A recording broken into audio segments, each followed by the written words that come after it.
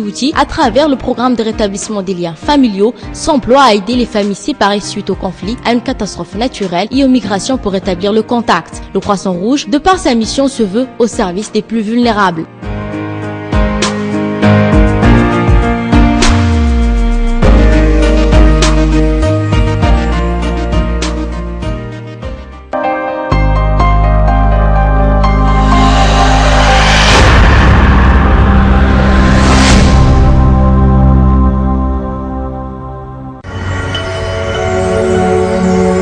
Situé en plein centre-ville, un personnel accueillant. Le Royal Plaza Hotel, avec ses chambres spacieuses, bien équipées, calmes et d'un grand confort.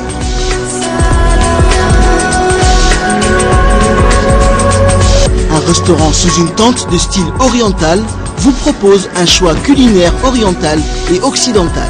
Le Royal Plaza Hotel rendra votre séjour merveilleux dans cette ville très agréable.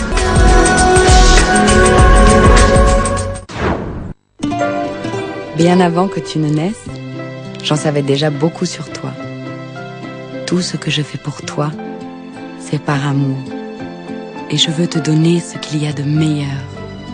Aujourd'hui, si tu pleures pour ton premier jour d'école, je risque de pleurer encore plus. Nouveau Nido Fortigro, une combinaison unique de vitamines, minéraux et protéines de qualité qui aide vos enfants à grandir et réussir. Ayez confiance en vous. Nido, votre amour, leur futur. Ivory Jet Service, depuis son terminal exclusif à Djibouti, vous permet de réserver 24 heures sur 24 et 7 jours sur 7 vos vols business et VIP vers toutes les destinations d'Afrique, du Proche-Orient et du monde. Voyager sur notre flotte vous apportera sérénité, confort et sécurité. Tous nos vols sont aussi disponibles pour vos évacuations sanitaires d'urgence vers des hôpitaux les plus performants du globe. Ivory Jet Service, et le monde est enfin à vous.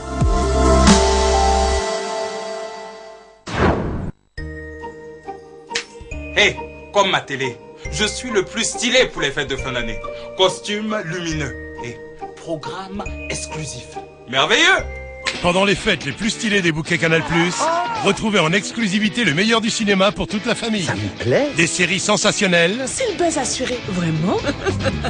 Des émissions inédites. La température est montée de quelques degrés. Mesdames, messieurs, s'il vous plaît, du bruit. Ou encore les plus grands rendez-vous sportifs. Et encore plus stylé. Jusqu'au 31 décembre, le décodeur passe à 5000 francs et la parabole est offerte. Dépêchez-vous.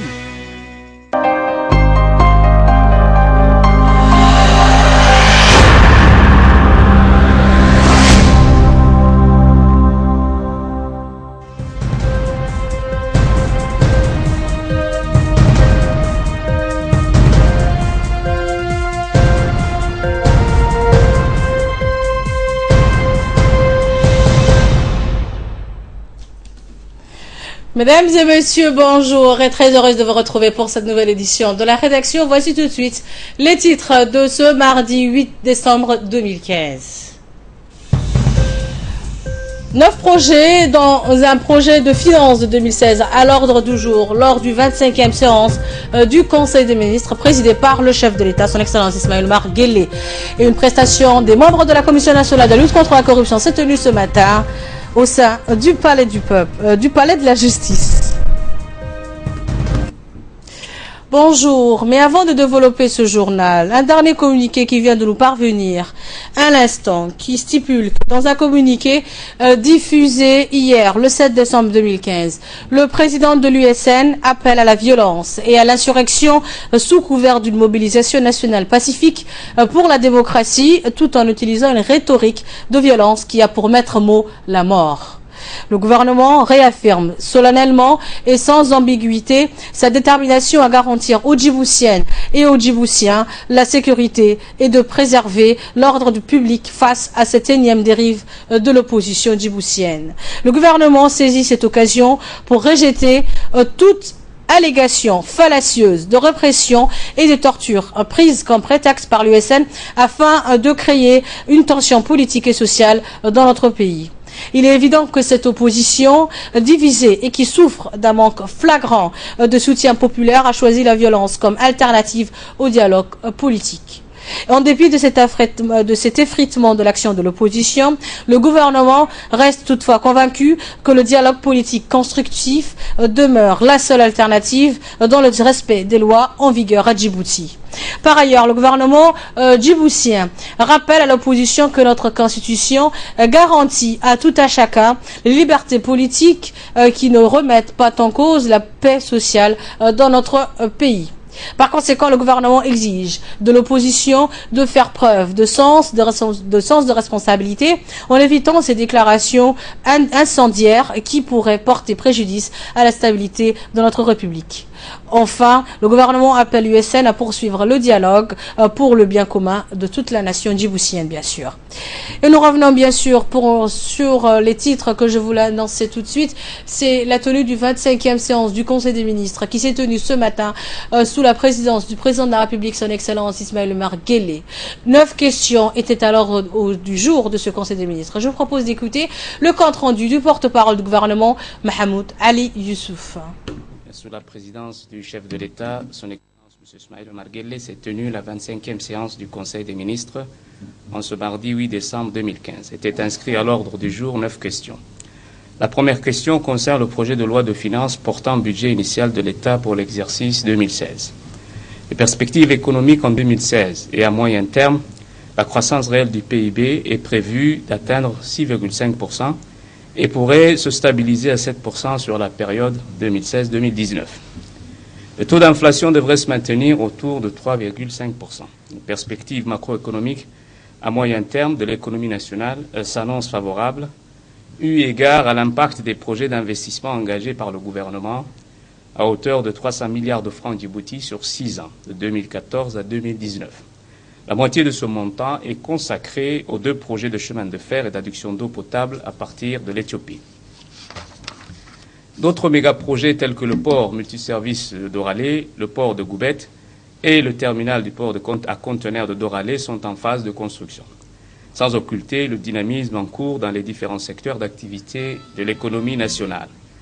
En ce qui concerne le pouvoir d'achat, le dégel des avancements des agents de l'État, les salaires imposables inférieurs à 50 000 francs de Djibouti sont exonérés de l'impôt sur les salaires. Le rétablissement des prestations familiales de 2 000 francs par mois pour les soldats des FAD, de la gendarmerie et de la garde républicaine. Et l'ouverture des grades portés par les agents de police. Voilà des mesures concrètes concernant donc les avantages des agents de l'État dans la loi de finances 2016. Pour le volet sécuritaire, engagement de 2200 militaires pour renforcer le bataillon îles sont également programmés. En matière de prévention, la réhabilitation des routes est dotée de 100 millions de francs à Djibouti pour la première fois. Le budget de bonne gouvernance vise au renforcement des institutions publiques telles que la Cour des comptes, la Commission de lutte contre la corruption, la poursuite des réformes fiscales et le budget des recherches. Toutes ces institutions auront leur budget consolidé afin de développer donc les ressources naturelles également de notre pays. Un appui additionnel au CERD et au fonds de recherche est accordé. Les secteurs sociaux tels l'éducation, la santé et la solidarité nationale sont également renforcés dans leurs prévisions budgétaires. Le budget 2016 s'équilibre donc en recettes et en dépenses à 126 milliards 196 651 363 francs Djibouti. La deuxième question est relative à un projet de décret modifiant et complétant le décret numéro 2015-153/PR/ ministère de l'économie, définissant les modalités de l'énergie, définissant les modalités d'octroi des licences des activités d'importation, de stockage, de transport et de distribution des hydrocarbures et les modalités du stock stratégique. Cette modification vise à mieux cerner toutes les questions relatives aux conditions d'octroi de la licence et aux modalités d'exercice de l'activité de distribution en particulier. Et le présent décret modifie donc et complète le chapitre 6 concernant les dispositions particulières réglementant l'activité de distribution d'hydrocarbures raffinés. Également à l'ordre du jour de ce Conseil des ministres, des projets de nomination pour le compte du ministère de l'Éducation nationale et de la formation professionnelle, mais également le ministère de la Santé. Voici de nouveau le porte-parole du gouvernement qui est également ministre des Affaires étrangères djiboutien, Mohamed Ali Youssouf. La troisième question concerne un projet d'arrêté accordant la licence pour l'activité d'avitaillement maritime à la société Red Sea Bunkering. Le présent projet a pour objet d'accorder donc cette licence d'avitaillement maritime dans le but de sécuriser les activités de ce secteur. La quatrième question est un projet d'arrêté accordant la licence d'importation des produits pétroliers et du stockage à la Société internationale des hydrocarbures de Djibouti. La cinquième question est relative à un projet de décret portant création, organisation et définition du règlement général du baccalauréat de l'enseignement secondaire général. La présente réforme a pour objet de fixer les conditions d'obtention, d'organisation des épreuves, ainsi que les règlements de ce nouveau baccalauréat général djiboutien délivré à l'issue de l'enseignement secondaire général. Cette réforme du bac s'inscrit dans la continuité de la réforme de l'enseignement fondamental. La sixième question concerne un projet d'arrêté portant réorganisation du déroulement des épreuves anticipées du baccalauréat de l'enseignement général. Ce projet d'arrêté fixe les conditions et les modalités relatives aux épreuves anticipées du bac, avec des aménagements qui s'inscrivent toujours dans le cadre de la réforme de l'enseignement secondaire. La septième question est relative à un projet de décret concernant l'organisation des élections présidentielles à venir et portant à convocation du collège électoral. Le premier tour des élections présidentielles sera organisé le 8 avril 2016 et le deuxième tour le 22 avril 2016. En fin de séance, la huitième question est un projet de décret portant nomination du directeur général du CRIPEN. M. Saïd Nour Hassan est nommé directeur du CRIPEN par intérim, institution phare du ministère de l'Éducation nationale qui est chargé de l'élaboration des programmes. La neuvième question est relative à un projet de décret portant nomination du directeur général par intérim de l'hôpital général Pelletier et du directeur général de l'ACA. M. Hussein Mohamed Hussein est nommé directeur général par intérim de l'hôpital Pelletier. Et M. Salah Omar Abdallah est nommé directeur par intérim des médicaments de la pharmacie et du laboratoire. M. Hassan Moussa Hassan est nommé inspecteur des pharmacies. Et M. Jama Elmi Yabe est nommé directeur de l'hôpital régional d'Ali Sabieh. En fin de séance, le ministre de l'Équipement et des Transports a fait rapport au Conseil de sa participation au premier congrès africain des transports tenu au Maroc du 25 au 27 novembre 2015. Le ministre des Affaires étrangères a pour sa part fait rapport au Conseil de la participation du chef de l'État au 6e forum Chine-Afrique tenu en Afrique du Sud du 3 au 5 décembre 2015. Le ministre du Travail a fait pour sa part un rapport au Conseil sur sa participation à la 13e réunion régionale de l'OIT tenue à Addis Abeba du 30 novembre au 3 décembre 2015. Autre nouvelle du pays, le président de l'Assemblée nationale, Mohamed Ali Youssouf, a reçu ce matin une délégation nippone comprenant plusieurs sénateurs qui est accompagnée par l'ambassadeur du Japon à Djibouti, Tatsuo Arai. Durant la rencontre a été évoqué les relations de coopération fructueuses entre Djibouti et le Japon, ainsi que les moyens de les renforcer davantage. Les membres du bureau de l'Assemblée nationale et quelques parlementaires ont participé aussi à cette réunion. Par ailleurs, des sujets d'intérêt commun ont été discutés entre les deux parties. La délégation japonaise va aussi effectuer des visites durant son séjour, notamment à l'ONARS. À la fin de la réunion, des cadres ont été échangés entre le président de l'Assemblée nationale et la délégation nippone.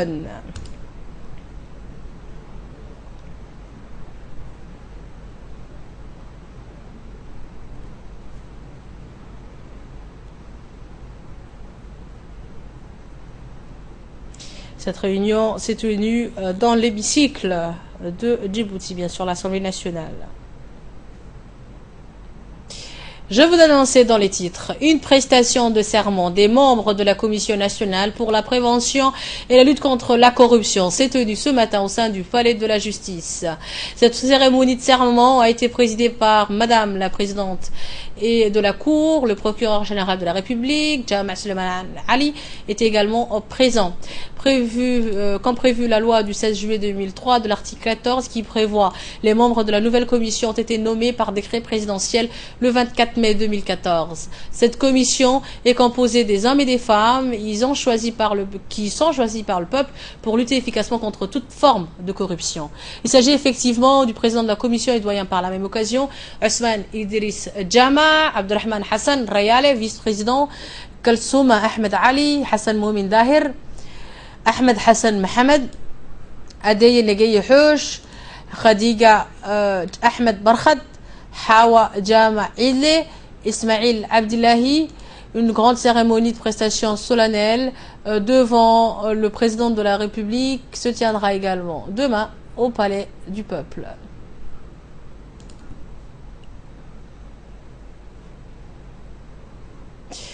Le Fonds de développement économique de Djibouti, le FDED, le F2ED, en collaboration avec l'Institut islamique de recherche et de formation IRIT du groupe de la BID, a organisé hier un séminaire de formation sur le financement islamique du petit et moyennes entreprises. Ce séminaire, qui se déroulera sur 3 jours, a vu la participation du secrétaire général du ministère de l'économie et des finances, Nouh Omar Miguel, du directeur général du Fonds de développement économique de Djibouti, Saïd Ismail Hassan, son conseiller Ibrahim Khair Soubagle, les représentants du groupe de la Banque islamique ainsi que de nombreux entrepreneurs et jeunes diplômés de Djibouti. Commentaire.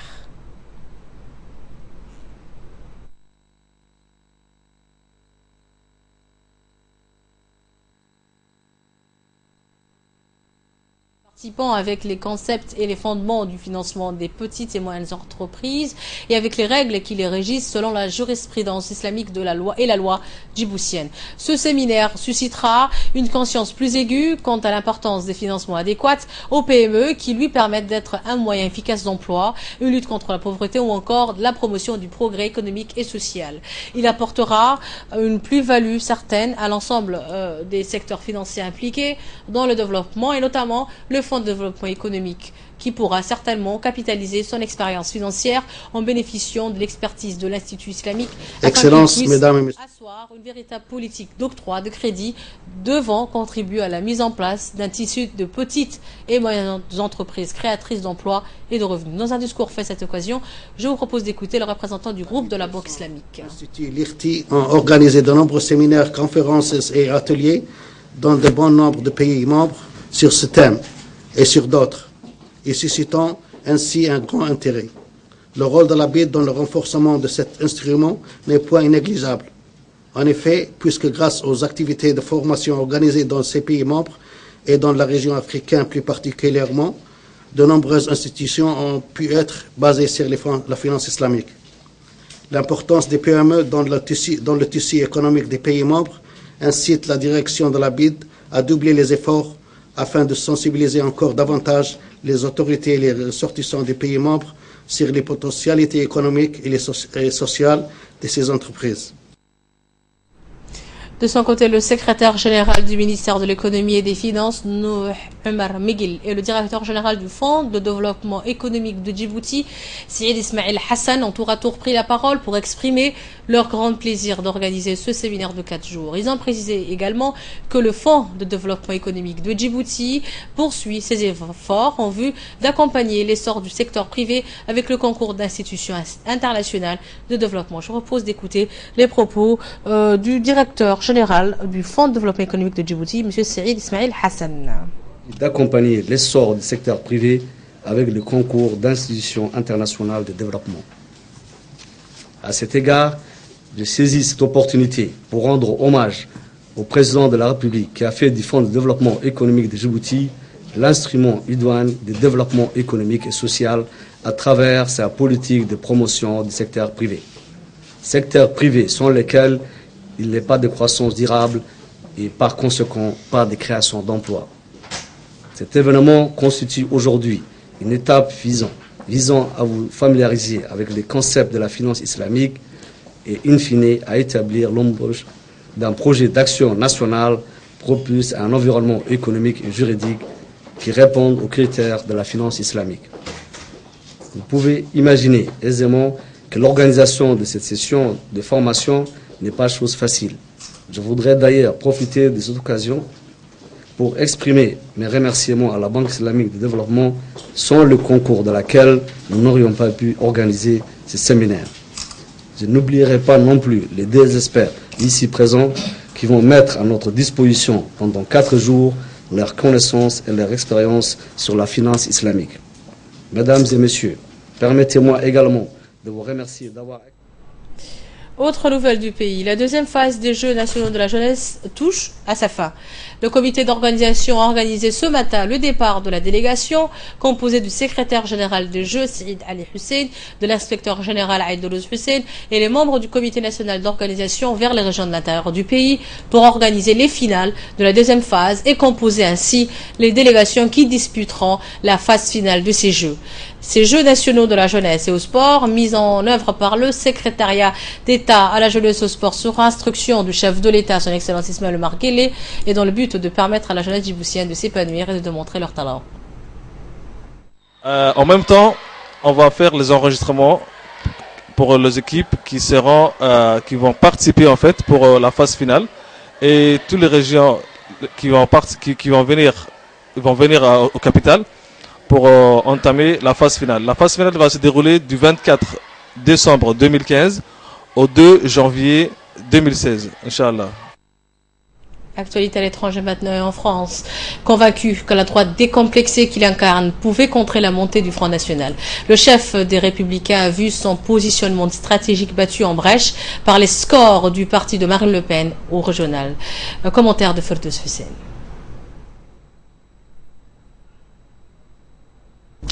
استبعد الجمهوريون بزعامة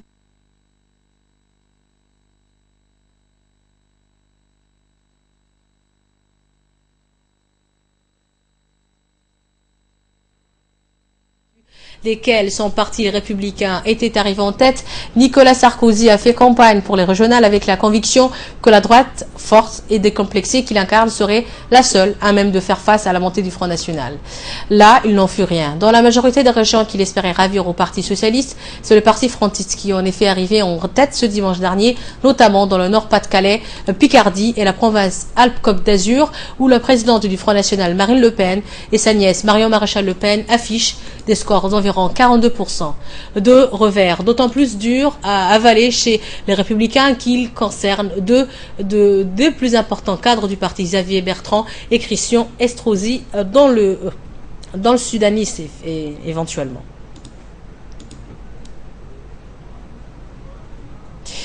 Et en Syrie, le gouverneur de la province et plusieurs milices rebelles négocient les termes de l'application d'un cessez-le-feu conclu la semaine dernière. Les insurgés seraient prêts à abandonner leur position dans le dernier district qu'ils contrôlent, à savoir Al-Wa'ara. Ferdouz et Hussein nous en dit plus. L'espoir d'une trêve à Homs, ville martyre de la guerre en Syrie. Le gouverneur de la province et plusieurs milices rebelles négocient les termes d'une application d'un cessez-le-feu conclu la semaine dernière. Les insurgés seraient prêts à abandonner leur position dans le dernier district qu'ils contrôlent, celui d'Al-Wa'ar. Une trêve qui interviendrait alors que plusieurs groupes d'opposants à Bachar al-Assad se rencontrent aujourd'hui même à Riyad, en Arabie Saoudite. Des groupes qualifiés de modérés par l'Occident. L'État islamique et le Front al-Nusra ne sont pas conviés, mais d'autres milices islamistes sont présentes. Objectif, unifier les factions politiques et militaires pour bâtir une plateforme commune en vue de discussion avec le régime de Damas. Les organisations kurdes et forces démocratiques syriennes, une récente alliance des milices kurdes, arabes et chrétiennes, n'ont pas été conviées.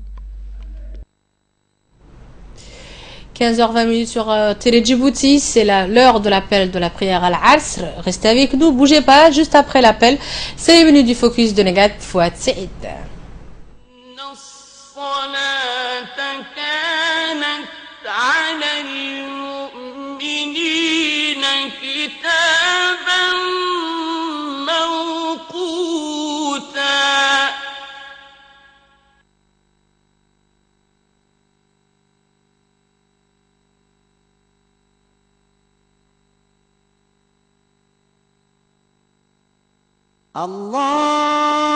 الله أكبر الله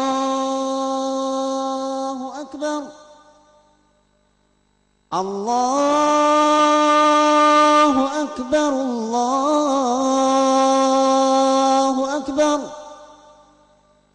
أشهد أن لا إله إلا الله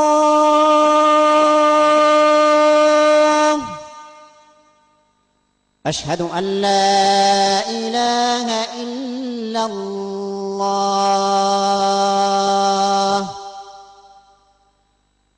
أشهد أن محمدا رسول الله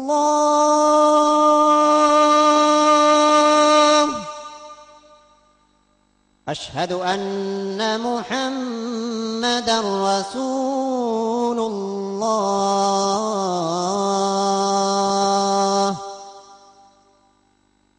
حي على الصلاة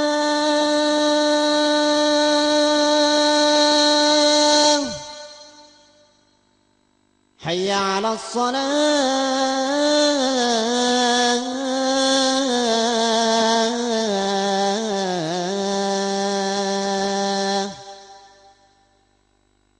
حي على الفلاح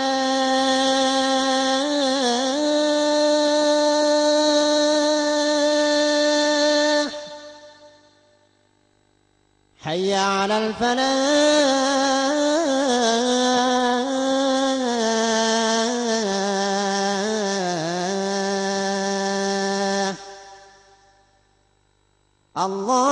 الله أكبر الله أكبر لا إله إلا الله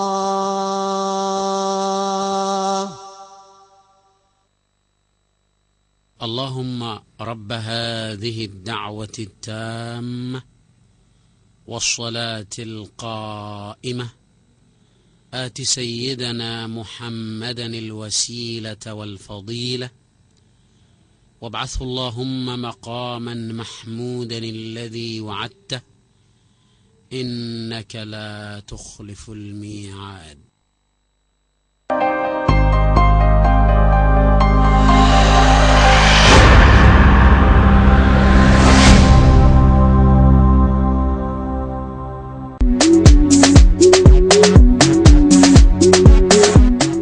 Samex Trading offers you the new TVS Wigo 110cc motorbike, elegant and fast. It has all the qualities you have ever dreamed of. TVS Wigo motorbike is available in various colors: red, black, gray, white, among others, and across all our Samex stores.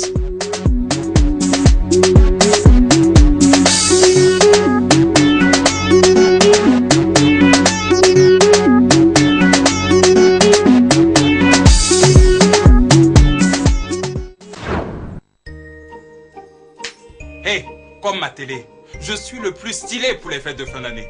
Costume lumineux et programme exclusif. Merveilleux!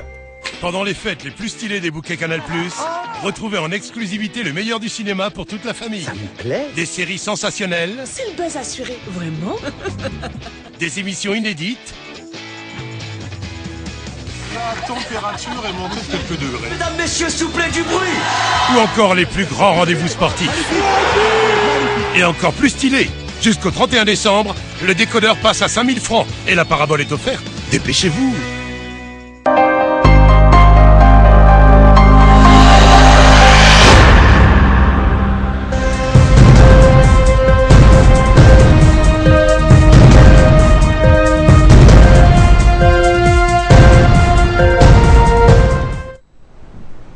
Nagad Fouad Sirid m'a rejoint sur le plateau. Bonjour Nagad. Bonjour Choukri. Bienvenue sur ce plateau et merci. On va parler des pourparlers des outils avec le gouvernement yéménite bien sûr qui se tiendra le 15 décembre prochain en Suisse, mais aussi la Champions League qui opposera ce soir le PSG que je soutiens bien sûr au Shakhtar Donetsk, les Ukrainiens Nagad. Voilà, au Yémen, en fait, les pourparlers de paix en Suisse ont commencé, donc commencera le 15 septembre. Les médiateurs de l'ONU, Ismaël Aoucher Ahmed, a annoncé hier les pourparlers de paix entre les parties en conflit au Yémen le 15 décembre en Suisse, affirmant qu'un cessez-le-feu pourrait entrer en vigueur d'ici là. Donc les parties ont accepté les négociations de paix le 15 décembre en Suisse, a indiqué un journaliste à Genève, le médiateur de l'ONU, pour être plus exact. Il a estimé presque certain qu'un cessez-le-feu avant les pourparlers qui ne se dérouleront pas à Genève, mais ailleurs en Suisse. Seuls les partis militants en conflit participeront aux négociations qui dureront aussi longtemps qu'il le faudra. Donc le Yémen est ravagé par des combats entre les loyalistes soutenus par une coalition militaire arabe et les rebelles chiites houthis pro-iraniens qui sont emparés des vastes régions. Selon l'ONU, les conflits au Yémen a fait plus de 5700 morts, dont près de la moitié des civils. Donc, depuis l'intervention de fin mars de la coalition arabe sous la conduite de l'Arabie saoudite voisine du Yémen, des négociations sont entamées pour la paix qui s'était déjà tenue en juin dernier à Genève sous l'égide de l'ONU pour en fait le pouvoir qui est soutenu par Abdurrabou Mansour Hadi et les rebelles et leurs alliés, les résultats. Les Houthis, les Iraniens. Voilà. Donc, et nous allons parler de la Champions League, bien sûr. Neged qui opposera ce soir Shakhtar Donetsk au PSG, match retour. PSG et Shakhtar Donetsk, un match sans enjeu, je dois dire, pas très exactement, déjà qualifié et certain de pour finir deuxième du groupe. Le PSG affronte le Shakhtar dans un match pour du beurre, en fait, je dois dire. Ce n'est pas parce qu'ils sont déjà deuxième. Enfin, en fait, pas tout à fait. Voici les joutifs du club de la capitale face à la formation ukrainienne qui opposera jusqu'ici les deux équipes. Laurent Blanc s'est appuyé quasi exclusivement sur une équipe de type Ligue 1 des champions. Marquinhos a été titularisé 2 fois après avec les absences des blessures de David Luiz face au Real de Madrid qui ont 0-0. Paris était également privé de Serge Aurier et Marco Verratti, ce qui avait permis à Grégory Vandar et Adrien Robillon d'intégrer les 11 de départ. Sinon, ce sont toujours les titulaires habituels. Zlatan, Di Maria, en fait. Bien sûr, les grands qui vont disputer Shakhtar Donetsk. Je supporte PSG ce soir, Neged. Et je t'oppose avec l'autre équipe. Avec Shakhtar. Et pour clôturer ce focus, on va parler de la solide, comme d'habitude. Un étonnant en fait coiffeur. Ce coiffeur coupe les cheveux avec des sabres et des chalumeaux.